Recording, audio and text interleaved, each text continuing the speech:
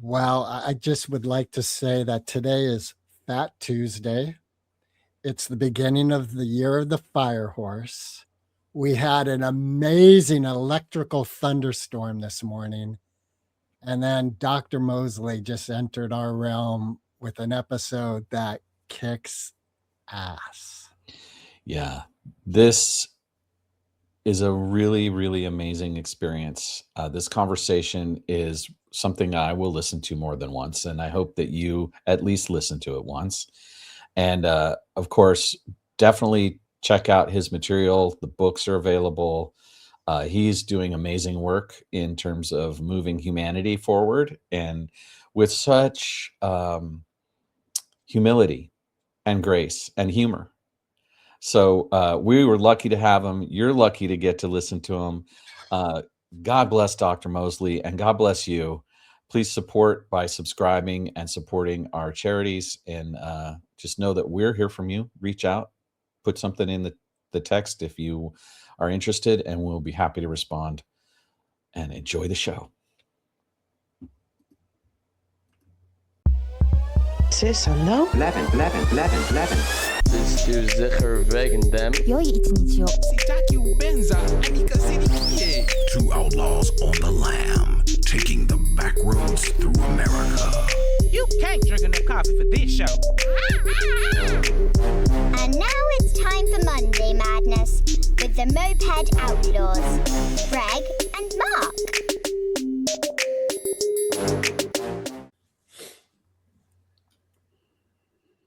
Welcome to another episode of Moped Outlaws. Today, we are super stoked to have our guest, Sterlin Mosley, PhD. Sterlin is an assistant professor of human relations at the University of Oklahoma. He teaches classes on personality, psychology, social change, cultural awareness, and women's and gender study.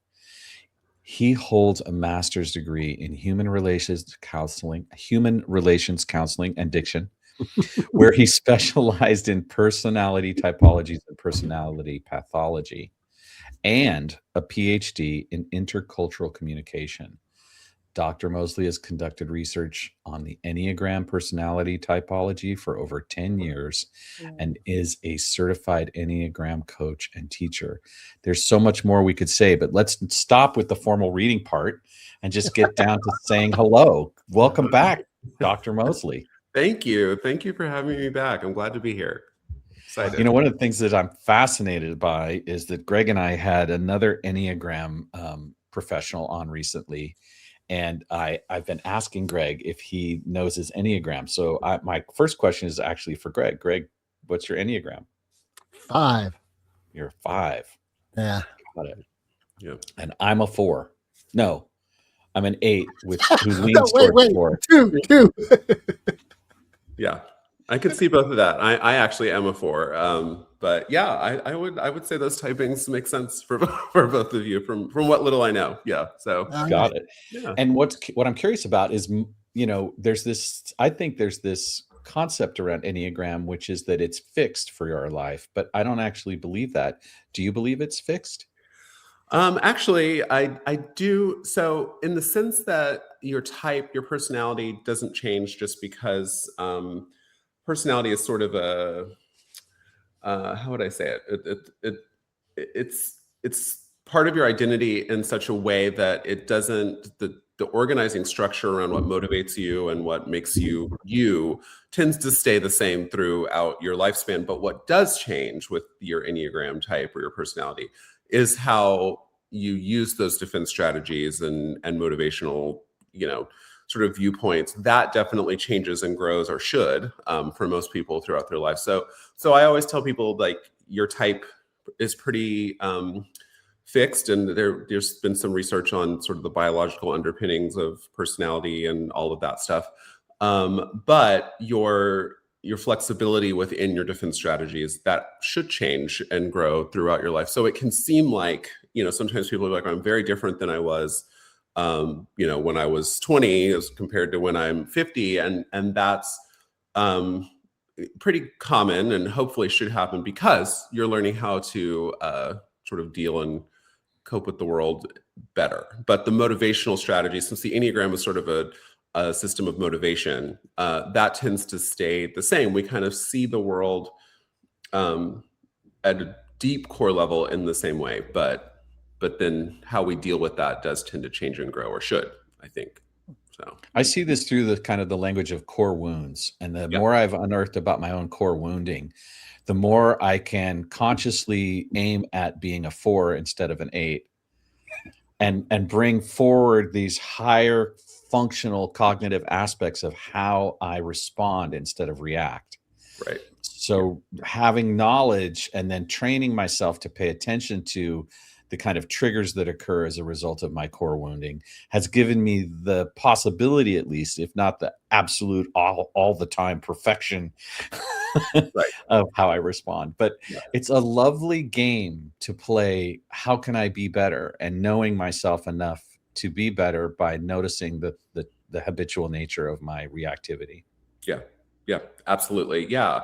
I mean, I think, and that's, the Enneagram is a system, that it's an ancient system, and one that has a lot of mystery around it. And, the mystic G.I. Gurdjieff brought it to the Western world. And it was a very different system then, how he danced the symbols, and it really was a system meant for liberation of the ego, right? And then Oscar Ichazo was a Bolivian mystic who kind of made the Enneagram the way we know it today, the Enneagram of personality, and kind of mixed in a lot of psychological aspects to it.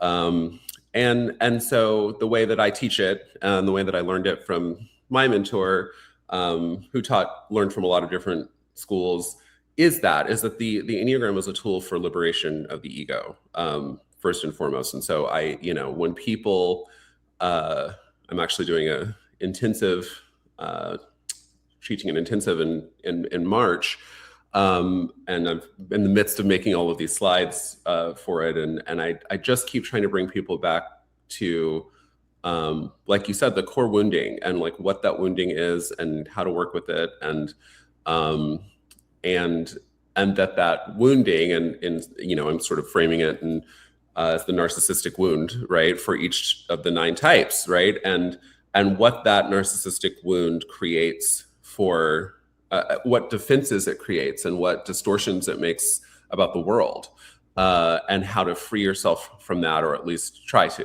right, and that's in and of itself is lifetime work, I think. So Yeah.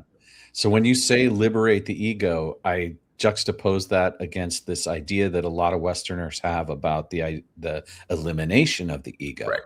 And I wonder what a liberated ego is like, because I have this philosophy that I don't actually need to like throw my ego out in the trash or in the recycling bin.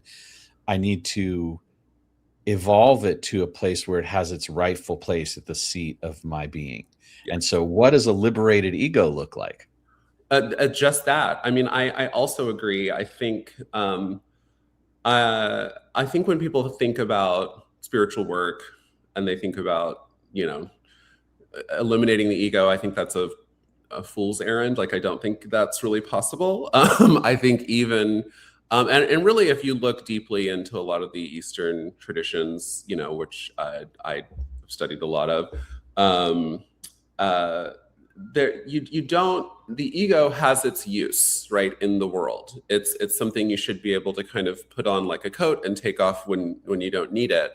And I think by virtue of having, a body, a human body, that you're going to have some level of functioning ego, or you're going to struggle probably a little bit, unless you're, a perfect master or something in the world, right? And then there's no, and that's a whole other level of, being. But I think that I tend to agree with you. I think that liberated ego to me is learning the difference between the ego messages and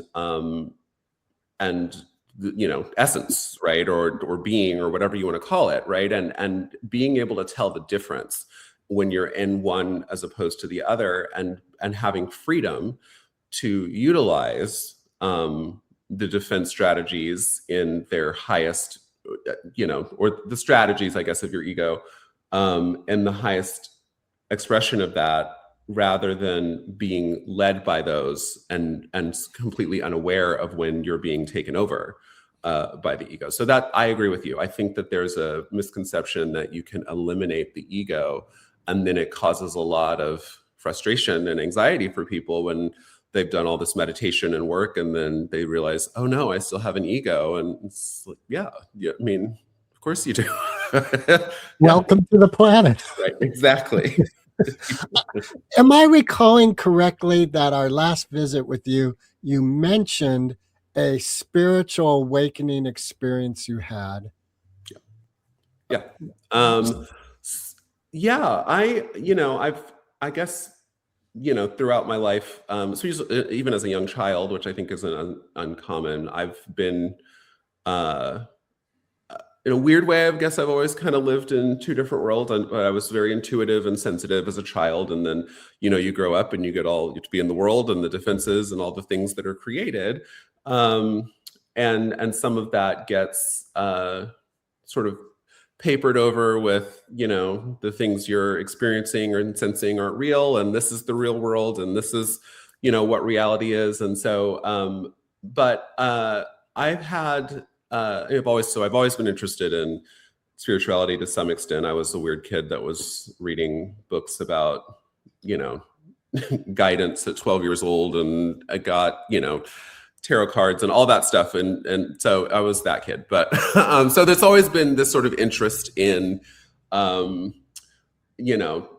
mysticism, I guess, to some extent. But I met my spiritual mentor when I was in grad school, and I had been sort of dabbling in this and that. And but there was one specific experience, and I actually write about it in my dissertation, where I had been studying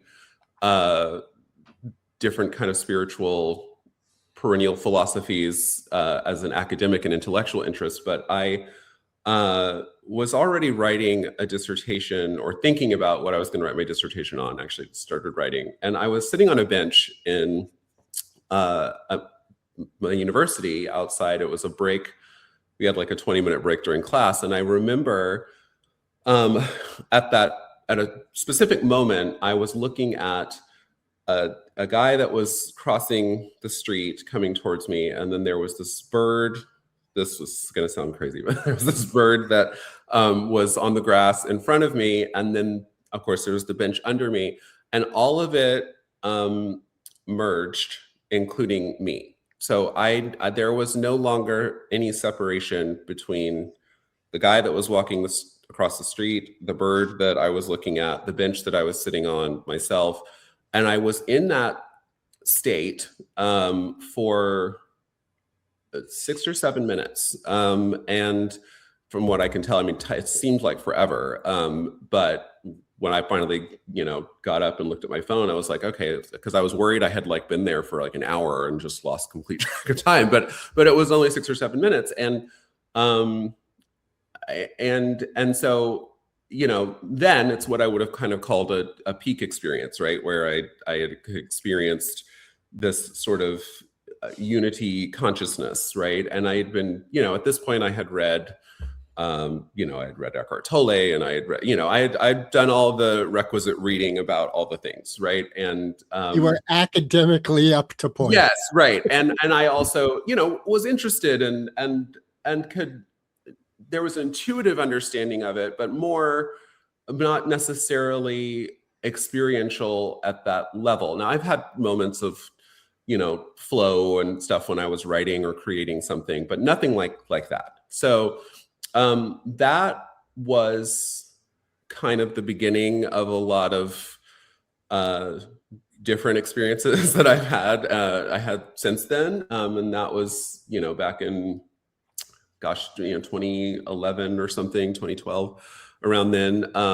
And I've had many experiences since then, but that was sort of the first where I remembered sort of losing the individual I entirely, and then the sort of interesting part after that, I guess it's interesting now, then at the time it was not so much, was how painful it was to come back to the separative existence after that. And I remember having to go back to class, and I just felt, it was interesting because you'd think, oh, you'd feel great after that, but it actually was physically and emotionally painful to come back to this separate kind of existence, and then realizing how different things would be if everybody right was in that kind of a state, right? And so then it brought on this kind of melancholy and a little bit of I guess a little bit of an existential depression crisis after that. And then I had some other experiences later that I guess maybe stabilized things a little bit. But yeah, so that was really pivotal for me, I think, in my spiritual journey. I'm glad you used the word melancholy, because my question was going to be, could you name the emotional, sort of feeling, the quality of that emotion? Yeah. And I've heard it described as a kind of heart of sadness. Yeah. But there's also a kind of joy at the same time, right? Like it's a very interesting juxtaposition. And the word I've heard in the past is the word samsara. Yeah. Right? Which is the recognition of all of our fragility and at the same time of our beauty.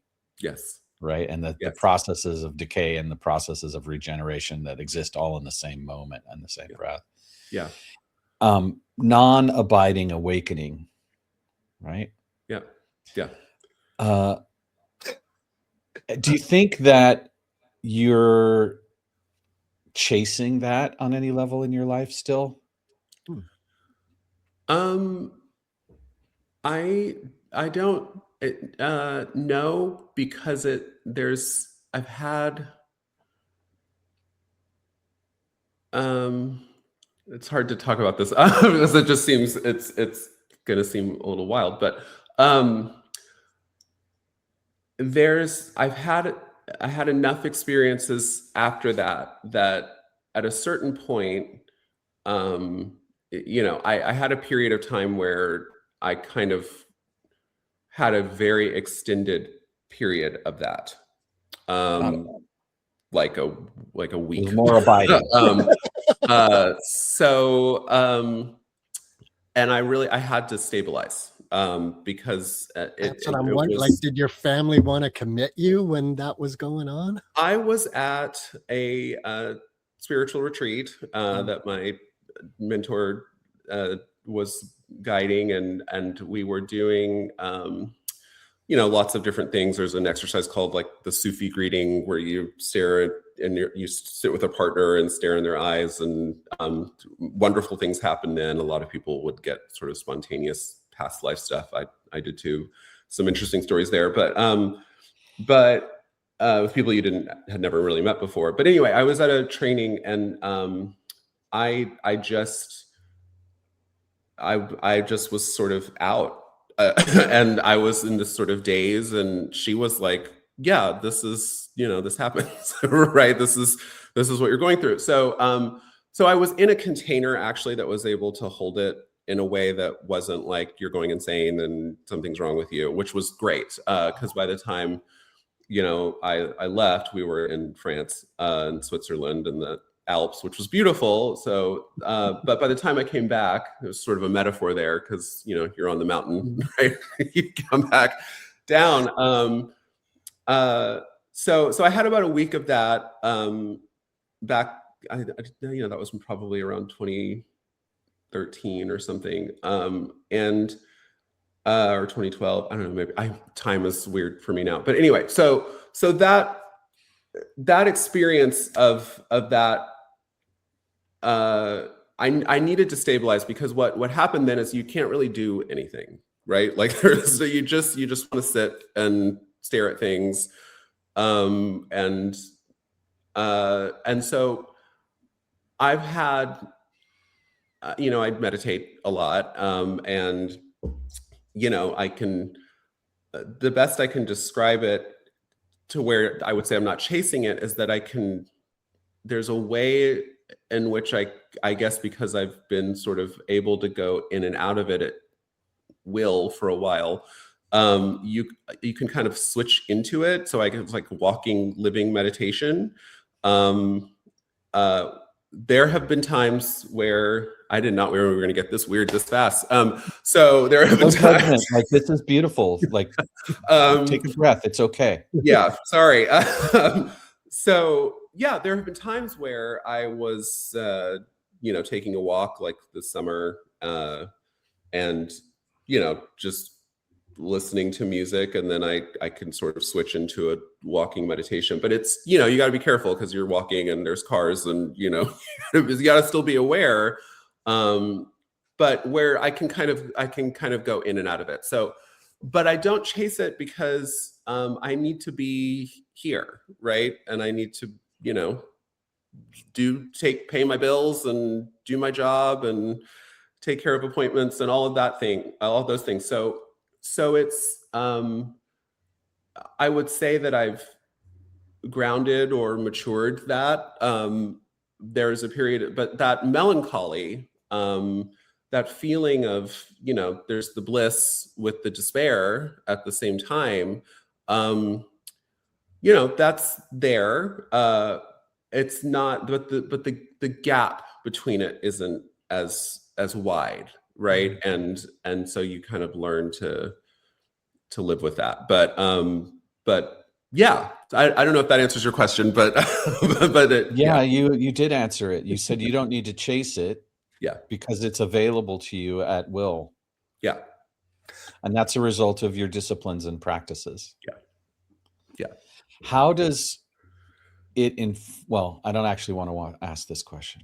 I've changed my mind about that question. Okay. Thank you for that. In this realm of academia, which in my mind is very stoic and book oriented, do you operate with this knowledge and experience of the eternal? So yes, in the sense that when I teach, I try to teach from that place.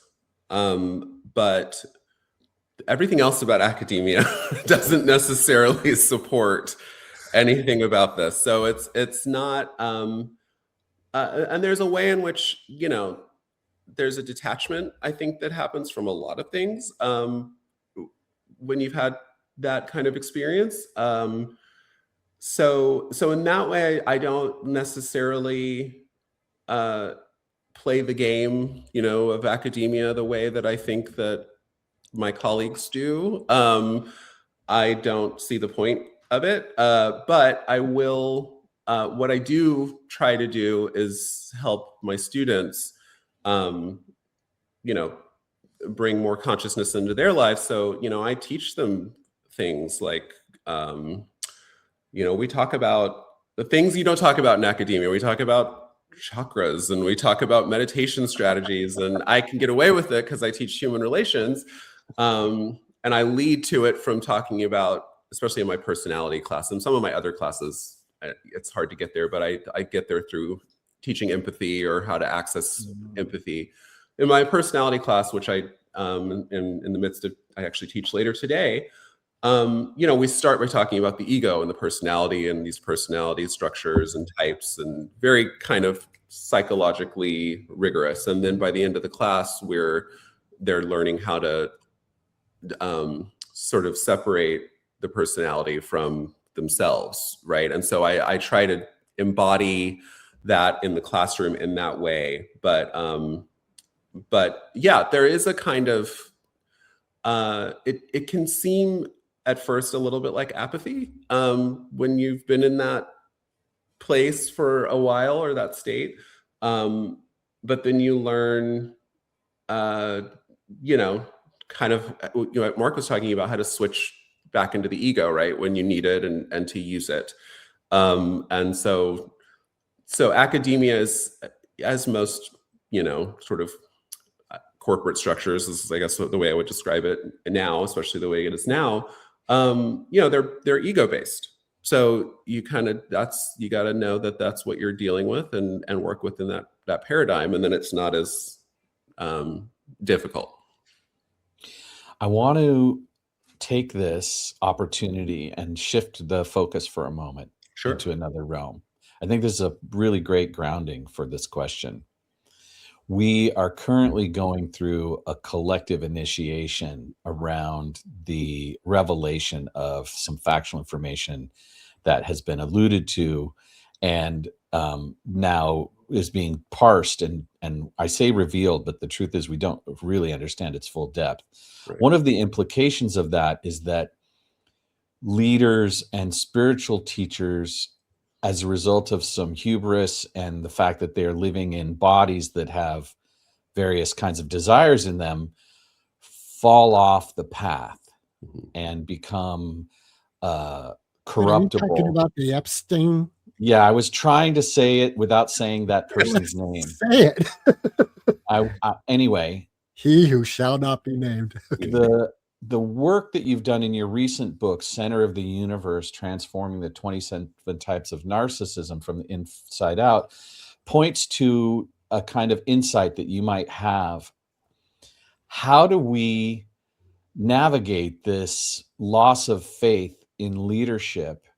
How do we understand the relationship between narcissism and leadership and its temptability?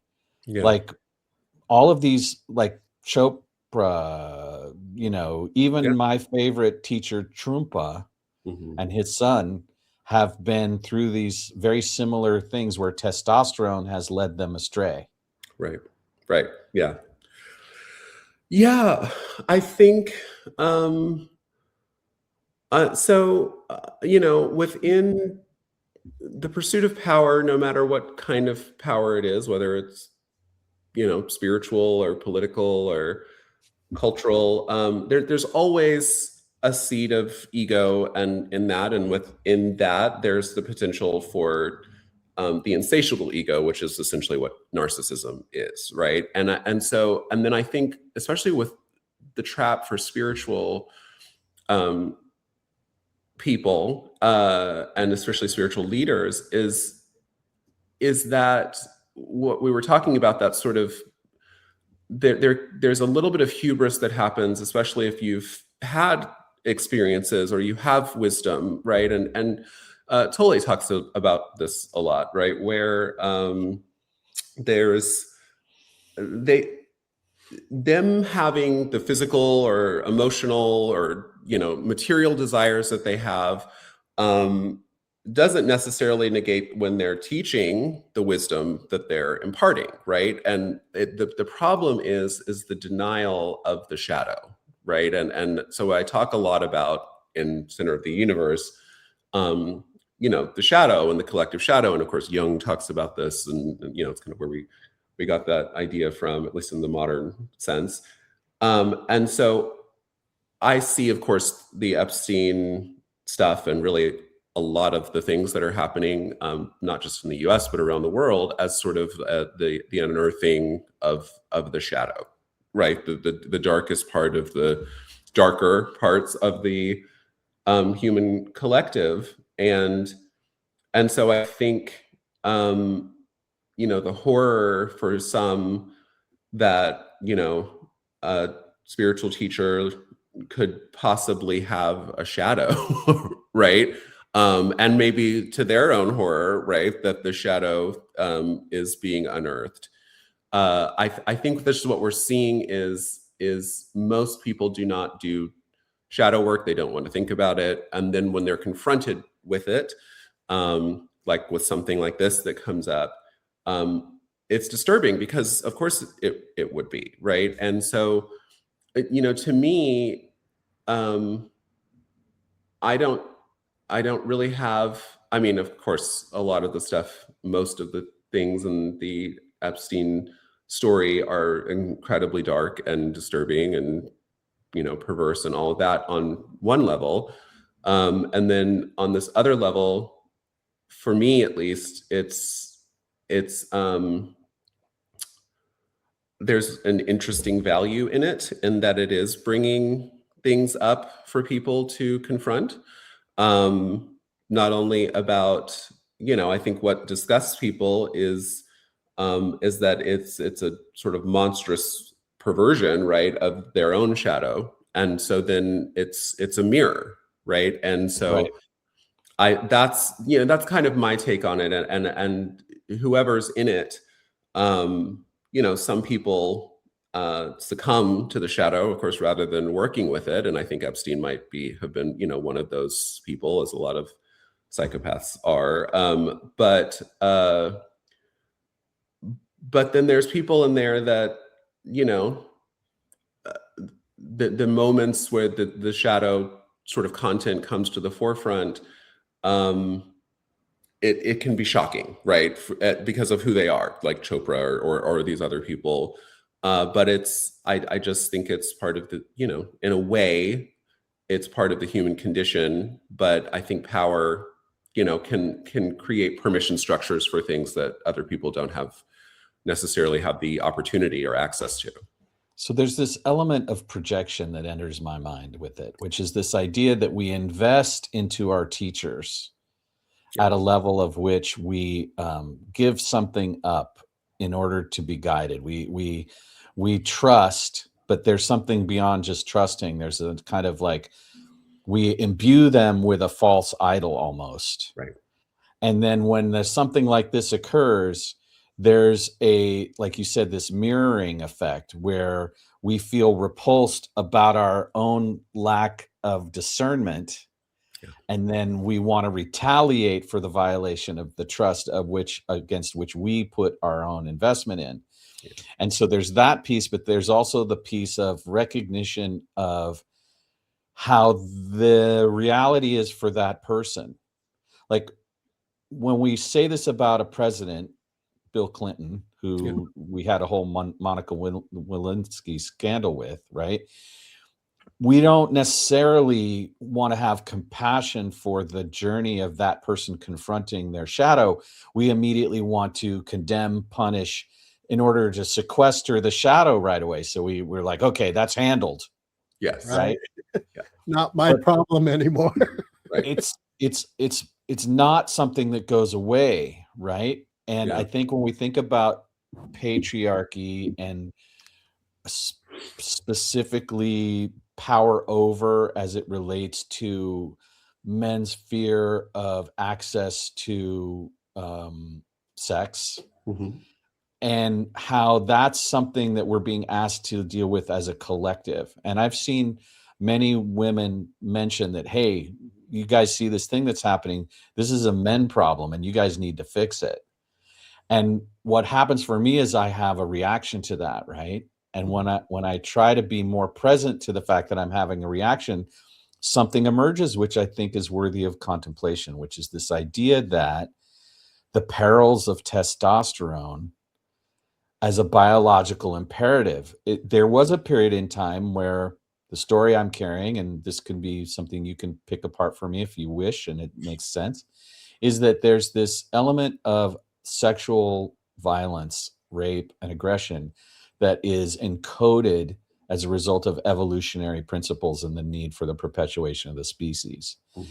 And that as a conscious man, I must identify and connect to and make peace with that, make it mine to manage as opposed to orphan. That we collectively as men, we need to get connected to this rape culture thing that's living in all of us. And we need to have that conversation in an open way that allows for us to get access to the tools that we need to bring consciousness to work the shadow side of that. Otherwise, the orphan shadow does what? Yeah, What? Exactly. No, what does it do, Dr. Mosley? What does the orphan shadow? No, so there's a couple things. I think to sort of go back to what you were saying about this, the sort of displacement of the shadow, and then the annexation of the shadow, or sometimes the punishment, right, of the shadow, to project it out and then punish it out there, right, because it's not part of me. And I think that especially with teachers that we admire. And I went through this with my own, mentor, where there's a point where you realize that they're human, right? And we don't want them to be human. And I had, as tends to happen with, if you get close enough to your spiritual mentor, where you have a little bit of a falling out, right? Because their humanity comes through, and they've fallen off of the pedestal, right? And I remember her saying at the time, sometimes I just want to get to be a person, right? I just want to be a person. And at the time it was like, I was offended, right? 'Cause how could you, what do you mean you want to be a person? And then I started, mentoring people and teaching and developing a similar relationship. And like, I get it, right? Because it's like, you're still a human being in the human experience, and you still have, the emotions and impulses and all those things that come along with it. And so that came up as you were talking about it. It's just, again, holding someone's, spirituality, divinity, essence, whatever you want to call it, alongside with their humanity. You cannot separate them. Well, you can, but you're going to be disappointed, right? 100% of the time, because they're humans. So there's that piece of it. And then what you were saying about the sort of the male, the sort of animus, right? The shadow animus of the male. And I do think that, I really like Eckhart Tolle's, it's kind of the way he frames it, because I think it's so simple, is, thinking about it as this sort of collective pain body, right? That's held. And I do think, and everyone has it, men, women, everything in between, right? And I think that, however, that the way that the sort of course of history has played out, that the collective male pain body or shadow has been allowed to sort of run roughshod over other people's, liberties. And as such, I think a lot of men, and, particularly, straight men, but men in general, I think it's because of, really to no fault of whoever's living on this planet right now of their own, it lives in there. And like you said, as a conscious person, I do think there's a responsibility to be able to recognize it and know that it's there. And then also realize that allowing it to sort of run the show, like an Epstein or a Weinstein or, whoever, Bill Cosby or whoever, is an act of unconsciousness. And in a way you can't blame them, because if you're unconscious, you don't know, even if there's, intent there. I don't think any sane person, sort of in the paraphrasing Byron Katie, would hurt someone really knowing what that means. Do you know what I mean? Like, Yeah, so much is flooding into my head. One, that famous poem of Thich Nhat Hanh, where he's talking about the pirates that raped the young girl, and he's got empathy for the pain the pirates are in order to do that. Yeah. And I'm also thinking of the Christ story where he said, "Forgive them, Father, they know not what they do." Right. Yeah. I think that being that level of unconsciousness, while it on the outside looks monstrous, and I've had this experience working with people that were psychopaths, right? Or, watching,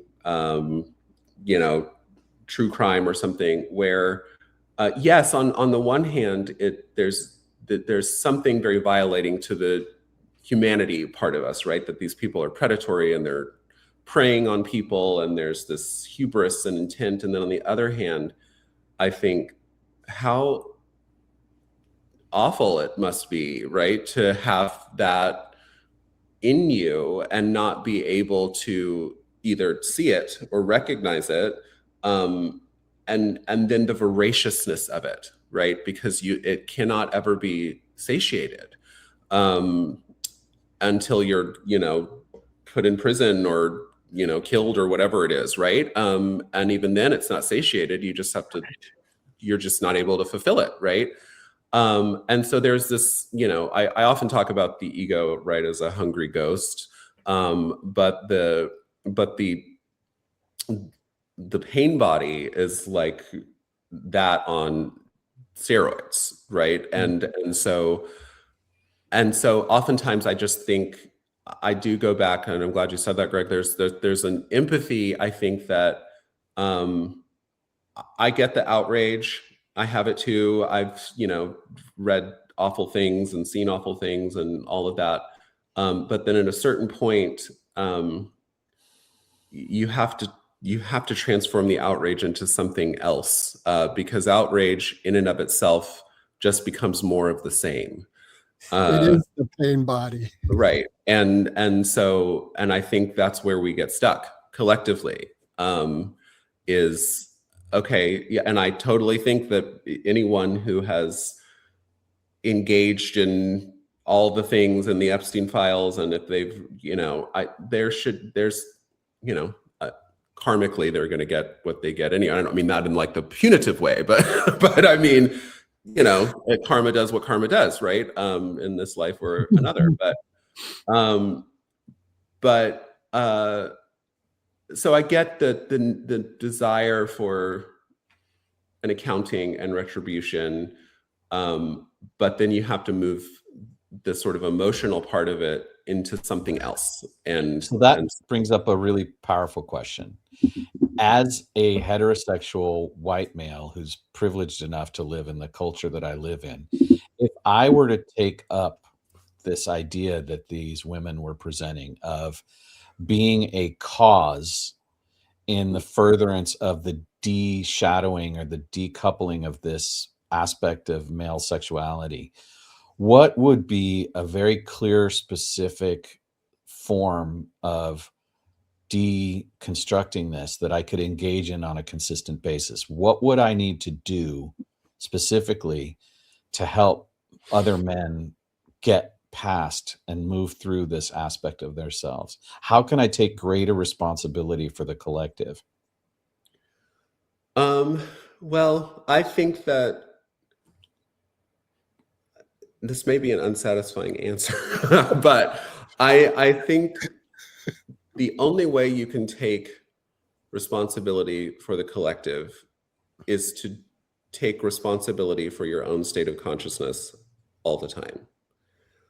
That in and of itself, because then when you meet others from that place, the transformation, however small, and it may not be something you notice, but if you're actually coming from a place of presence and not inhabiting a new identity as someone who has to transform something, then the transformation happens, right? Because I think what I hear is the risk of becoming is taking off one identity as the aggressive, culturally inherited male of antiquity, right? And putting on a new one that is, I need to rescue. Not that you're saying this, but I'm just it's a Starting Gate rescuer for sure. I see it immediately. Well, yeah. And part of what I've heard, Mark, you speak to a lot is there is a strength and positivity in masculinity that is important to the whole of life. And you don't want to throw that out under the guise of toxicity and harm. Right. Yeah.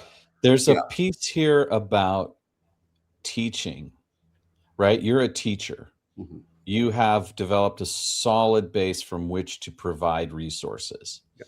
And as someone who's done a lot of men's work and who is a men's wisdom coach myself, how could I be in the correct posture of inviting the conversation more and more and then facilitating? What kinds of things can men do in that form?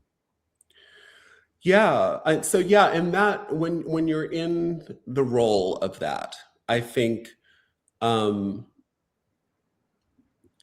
as trite as it sounds, I think there has to be space for everything, right? And including the dark shadow part. So in groups like that.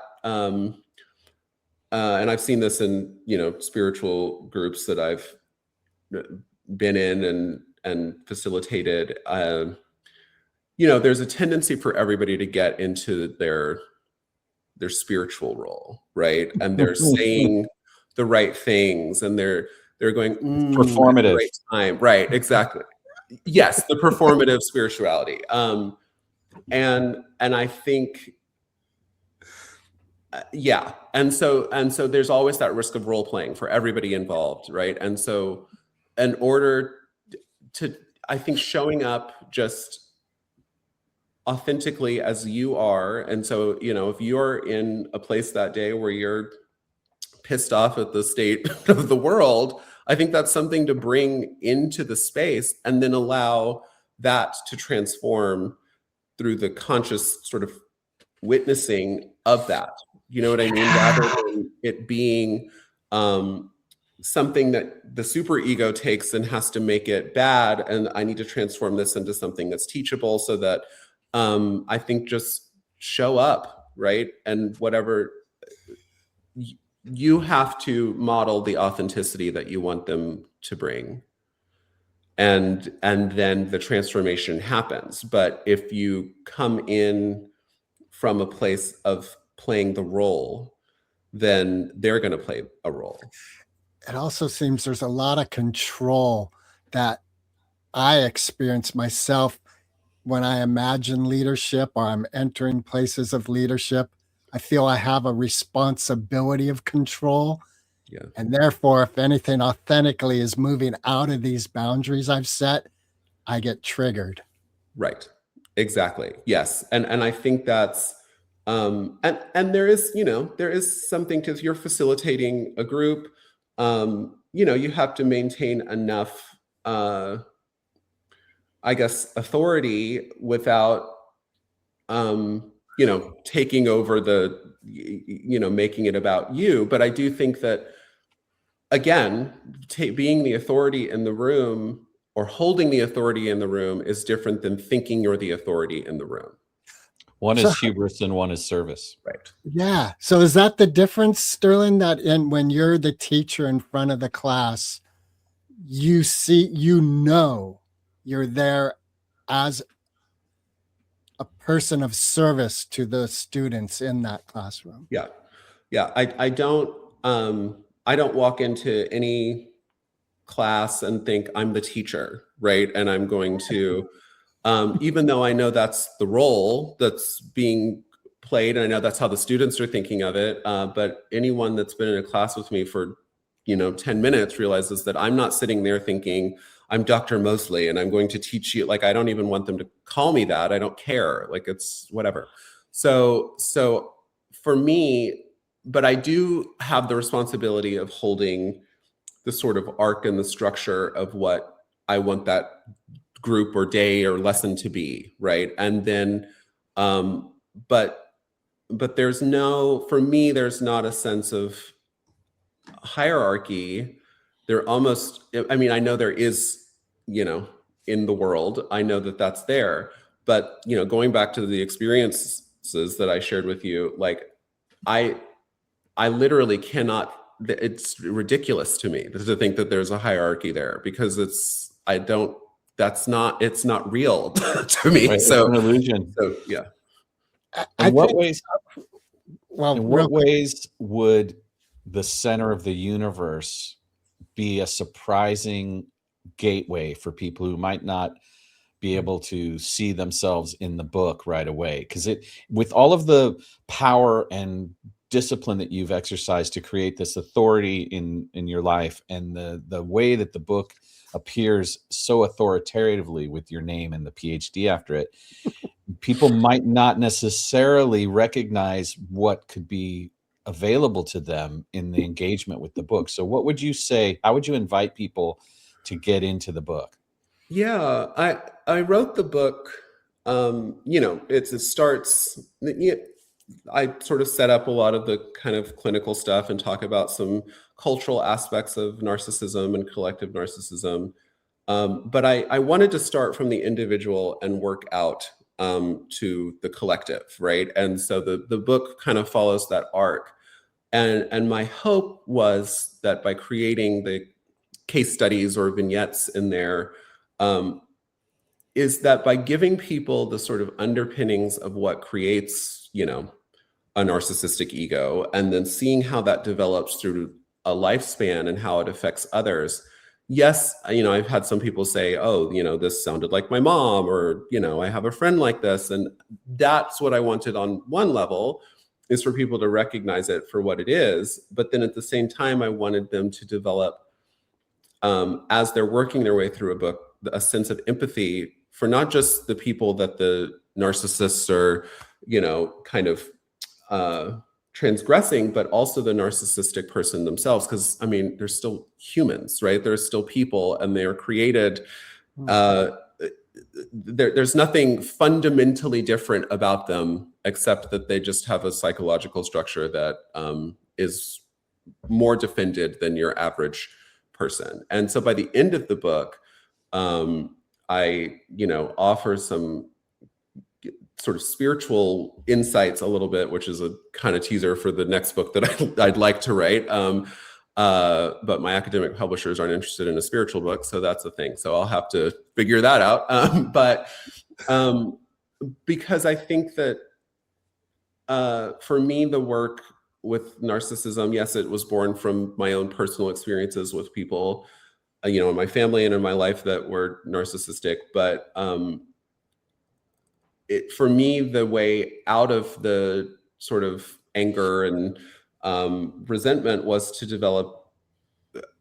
find the empathy for the person, find the humanity. And it also makes it less scary, right? It doesn't make it necessarily less, depending on the person and what they're doing, it doesn't make it less damaging on an ego level, because they may try to ruin you and all of those things. But when you realize what's underneath it, which is just fear, and we all have fear. Everyone that has an ego it's just fear doing different things in order to try to stay alive. And narcissistic people are just, they're just, there's more of it, right? In a sense, even though it doesn't seem like it. And so that's what I hope that people will get by the time they reach the end of the book. Yes, the sort of understanding and clinical understanding of the presentations of different styles, but also just like they're people, right? And then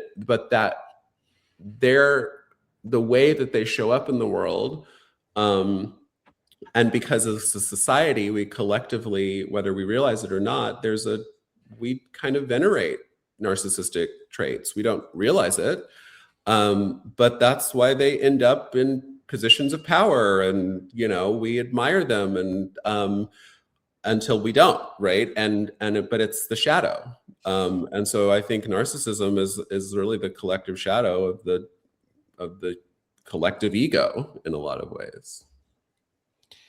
So if you want to get more intimate with your own contribution to the collective shadow, this book is a great way to see all of the facets of the 27 different personality types that inform narcissism. Yep. And in it, you might find a mirror to your own liberation. That's my hope. It's a big ask, but I think,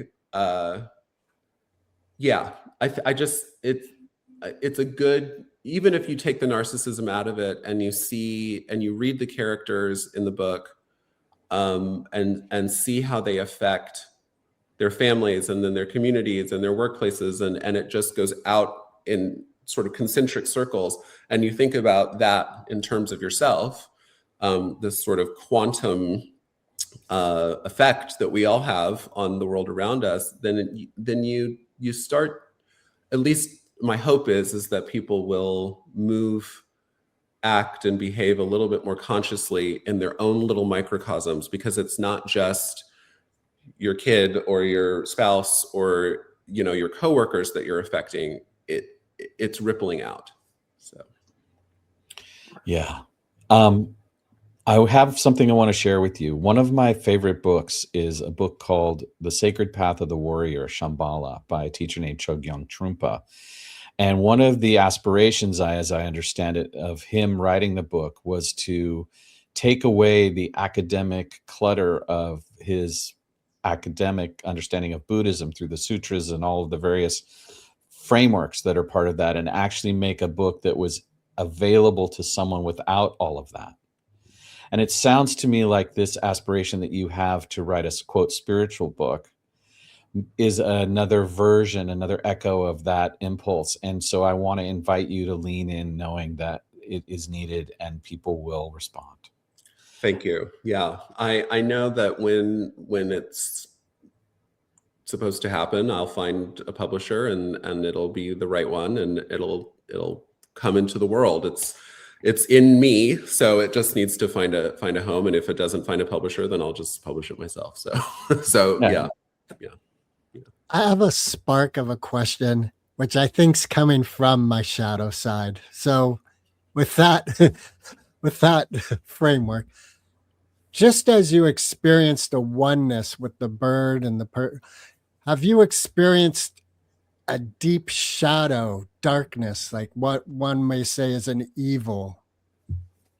Yeah, I mean, I think for me, so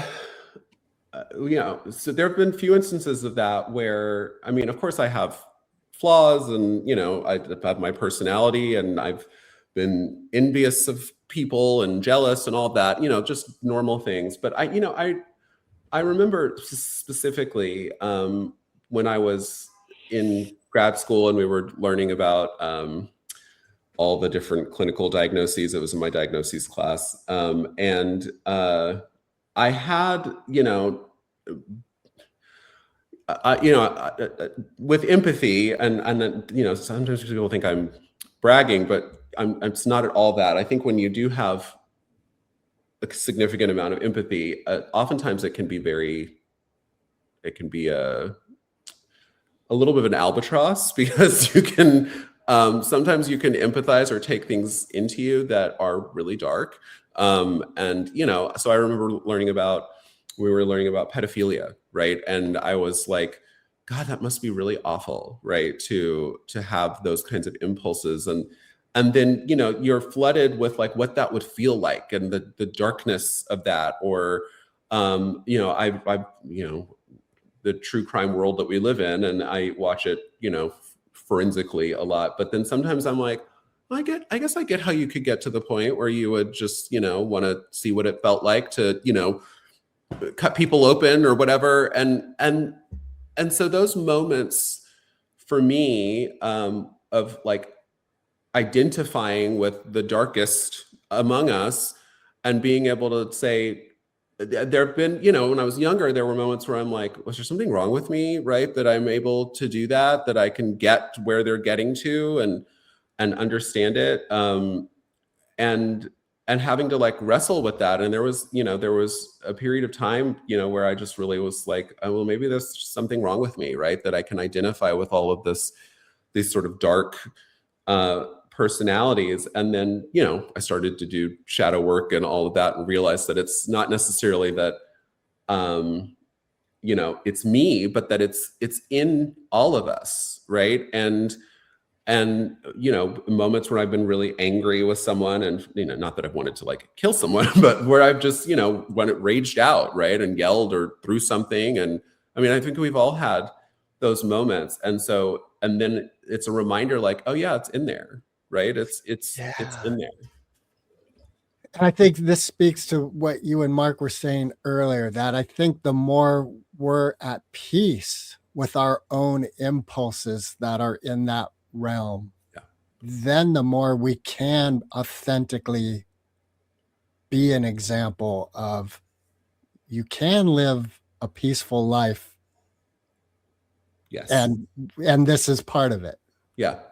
Yeah, I think I always worry the most about people who everything is always good and positive, and they always think nice things about people. And I'm always like, okay, at some point, Right. it's going to creep up on you, right? So, What's interesting, though, is my imagining of your experience on the bench is that in that space, there was no shadow. No. There was just, and Course in Miracles is really dear to me. And part of what I just read a couple of days ago was God doesn't forgive because God never condemned. There's nothing to condemn. exactly. Yeah, there was one of my, kind of spiritual North Stars is Meher Baba, which I think I might have mentioned, when we talked last time.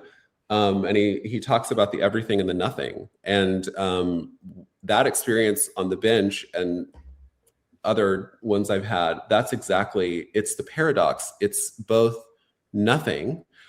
Like there was nothing. There was no me, there was no bench, there was no guy walking across the street, there was no sidewalk, there was no earth, there was no universe, and then there was also everything. And it was both of those things at the same time. And it's a very weird, but that's the universe, right? And sometimes you're in the everything and sometimes you're in the nothing. But yeah, there's nothing to punish. There was nothing to create. There's nothing to do. And so it's all of these weird paradoxes that, sound ridiculous, but it's true. I mean, in my experience. I want to ask you if you have the depth to answer the question, and then I'll frame the question according to what I'll call cognitive biology or neurobiology, which is the idea that we can access these states through internalized practices that are more long-term, meditation and being in communities, but that there are several other ways people engage with them, like psychedelics is a way to sort of break down the barriers. But then in Eastern studies, particularly, there's this idea of tantric behaviors and what they do to the neurology of the brain. And so there's something here about why people seek these kinds of experiences through either psychedelics or through sex or through other things. And what can you say about your awareness of how this functions neurologically and what awakening might be strictly from the 3D perspective? So I'm definitely not a neurologist, so I can't get too deep into it, but I do, what I know about, especially about Tantra and things that sort of, or psychedelics that sort of shift the chemical composition, right, of the brain and how the neurons fire and all of that. I think that, or long-term practices, meditation practices, I think they can be very helpful. And then I also think that they can be addictive and can sort of untether people. So I think, even powerful yogis, right, in India, or, we have some yogis in the US, right, that are engaging in sort of just constant forms of different meditation that are, that alter the way that the brain waves are signaling. And I think you can do amazing things, right? Things that seem superhuman and supernatural through those meditative states. But then the risk is that the ego can attach to those states and they think that's it, right? Like this ability that I've developed, or this meditative state is it. And then the ego has then made a new story about, like, I am this person, right, that can do this thing. with external aids, I think for some people it can help to open the chakras. I think we talked a little bit about this last time when we met, with psychedelics or, ayahuasca or whatever it is. And I have seen, that really be a tool for awakening people, that sort of unlocks the brain chemistry in such a way that they can then access a whole different way of viewing the world and themselves. And then I've also seen where it kind of, what I would say, kind of blows their chakras out, right? And then there's this instability that's created, and then they chase that feeling, and then it's sort of spirituality by way of chemical induction, right? Which isn't. I think it really depends on the person and their path and what they're after. But I do think a lot of those things have to be balanced with, a sort of sobriety in one way, in a way of saying it, right? Where, meditative practices are great, but if you're spending all day meditating, and you're not taking care of, unless you're in a monastery, and you're not taking care of your bills or whatever, then are you really equipped to deal with the world, or are you only equipped with it when you're in a meditative state, right? I think it might be really easy for a lot of us to be, Zen all the time if we were in a monastery meditating all day. But then if you go out and live in the world, how long can you maintain that? And so that's the question I always have with that. But I do think that those practices can absolutely change the brain. I actually did, I had the opportunity I was in California at Stanford, and I did a brainwave thing with meditation, and it was really cool to see, what happens to your brain when you go into meditative states. And I was, did some of it while I was consciously meditating. And so it undeniably has an effect on our sort of, neurobiology. And the more you do it, the more it changes it. But then just, again, not making an identity out of that, because I think I've seen, people can get egos about anything, right? And well, this points to one of the bigger issues in terms of our social structure, because the term identity politics is we become identified with the organization, and then therefore that creates fragility and rigidity, and it blinds us to our common connectors. Like, it would not be hard to say basically everyone wants safe streets, good education, clean water, the freedom to practice or be not practice religion, and justice.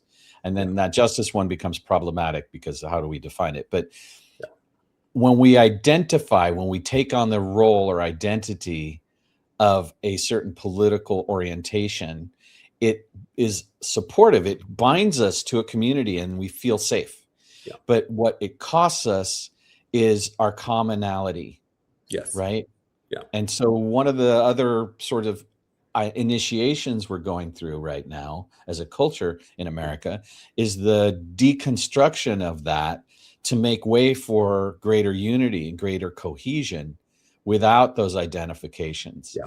Right?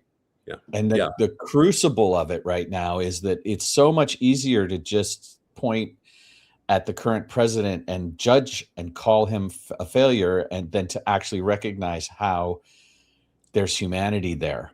And so throughout the thread of this conversation, it's been this understanding of the human condition, how to see in each other, despite our identifiers or what we become identified with, this common thread of evolution, of growth, of discernment, of finding our way to unity.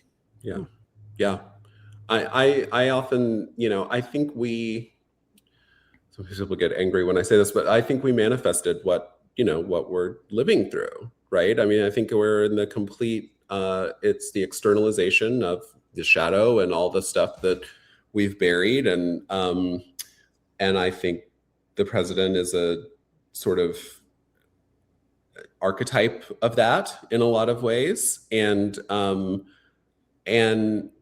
you know, in terms of, you know, the political parties, and I always just say, you know, just notice what you're resonating with. Like, what is it that you're resonating with on an emotional level? If it's, and without judgment. I mean, you know, and I think that's one thing that this moment, this period in history, is that it's brought a lot of people are expressing things that they have long felt, and they're just doing it out loud. It was always there, right? And so at least it's authentic in that sense.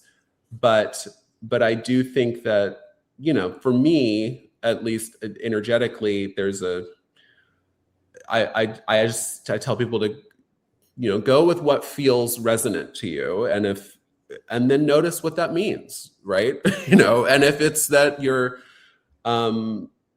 if it's, you know, bigotry and all of the things, then that's what it is at this time. And then look at what that means. You know, why is that? So I think without judging it, but I do think we've manifested this moment, and then we'll manifest. So if we take shadow work as a model, yeah, there's something that occurs as a result of interaction and hopefully then integration. Yeah. What would be the most like heartfelt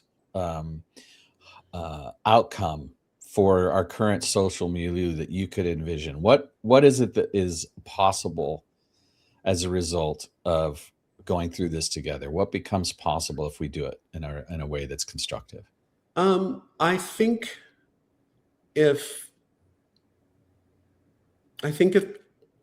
consciousness continues to wake up, which it seems like it is in a lot of people, then what it will bring, I mean, I think collectively, sometimes I think of things in terms of these sort of planes of consciousness, right? And I think people are temporarily, even with the Epstein stuff and all the you know, things with ICE and everything that's going on, I think everyone's sort of temporarily being pulled up to a different vantage point of consciousness and seeing what's really going on, right? I think there are moments in history where that's happened. I think after 9/11, everybody, you know, everyone was sort of pulled up temporarily, and it was like, oh, wait, we're in this together, and we could, you know, especially in the US, right? We can be harmed. And, you know, there was always this sort of insulated feeling. We're this sort of fortress. And so it was a consciousness raising sort of experience. And I think that's what's happening right now. What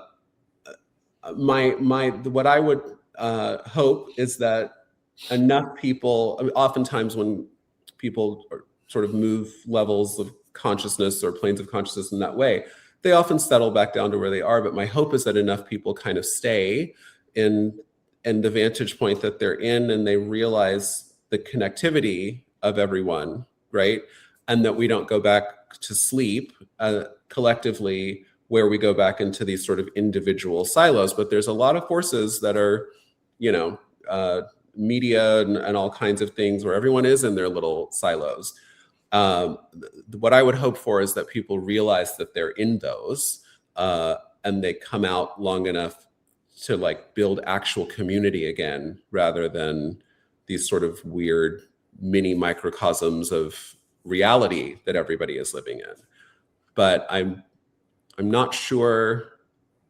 We are a stubborn species, and I feel like there's a bit more shock that's needed before people get there, unfortunately. But we'll see. We'll see what unfolds. Part of our empathy is for ourselves and others is to recognize the tidal and cyclical elements that are natural. So me, like I know some days I'm in a great positive space. Yeah. Sometimes I'm angry as fuck. You're right. And to be okay with that. And Right. and then I'm more of a master of my moment. Yes. So I'm not yelling at someone in my mad as fuck moment. I'm like, okay, I'm really angry right now. Absolutely. Yep. Same. There are days where I'm just like, I just want to shake people and like, what? And then some days, and I think, and even in the same day, and I think it's normal, right, to experience that. I'm more worried about people. To me, that is more of an authentic way of showing up. I'm more worried about people that are in this sort of like, I'm just not following it. I don't really know what's going on. And I'm like, well, that must be nice, right? Or interesting, right? To me, but eventually and there's a privilege in that, right? Not being able to care about what's happening. But everybody has to wake up at some point, whether it's in this life or the next, but or the next. But I do think that collectively we have these moments, and we are most certainly in one, right, where everything is at a boiling point, and yes, it feels chaotic and it feels scary, and but at the same time, I think it's necessary, and it usually after periods of great turmoil like this, there's a period of enlightenment, right, or and I use that term in the sort of cultural sense. But we'll see. Like I said, I don't know that we've reached our apex of it yet. I don't know how much more people want. I guess we'll find out. But yeah. Well, I hope we are around long enough to see the birth of this new book, and then we get to discuss what is available from that vantage point on the timeline.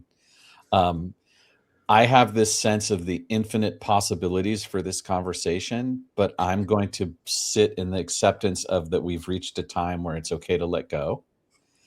And I just want to honor you and acknowledge the level of effort that you've put into studying and into being able to bring the elements of your insights and thoughts so eloquently into written form and then into verbal form in this space and the other spaces where you're teaching. I am super grateful to know that Sterlin Mosley exists in the world. And thank you so much for being with us. Yeah. And we have a really important question we have to ask you for the second time. Yes. Eminem or Foo Fighters? Eminem. That was the same as last time. Yeah. Why? He's so, we've talked a lot about authenticity. He's just himself. And I think he is, all the bravado and, provocateur stuff aside, which I love, but I find him to be extremely insightful, and talented, but Eminem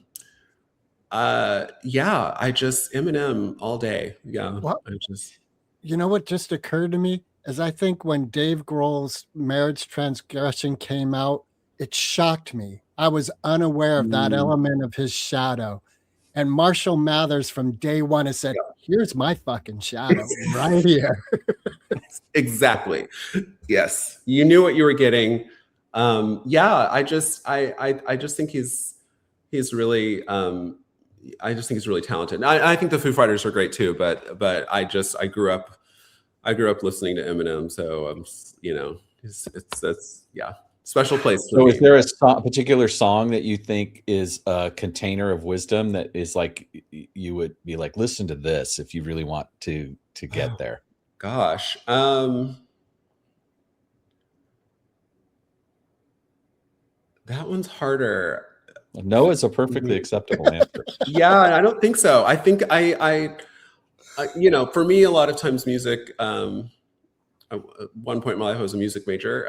Music is very energetic for me. And I sometimes I get chills listening to Eminem. I don't know if it's the talent or if it's the lyrics. Or, it's not conscious or it's not articulable. It's a state of being. Yeah, it's a state. Resonance. So, but yeah, there's so many songs where if you really listen, and it's peppered in between all the, the other stuff, but it's like that line, you got to sit with it for a minute. And so that's the way I feel about him.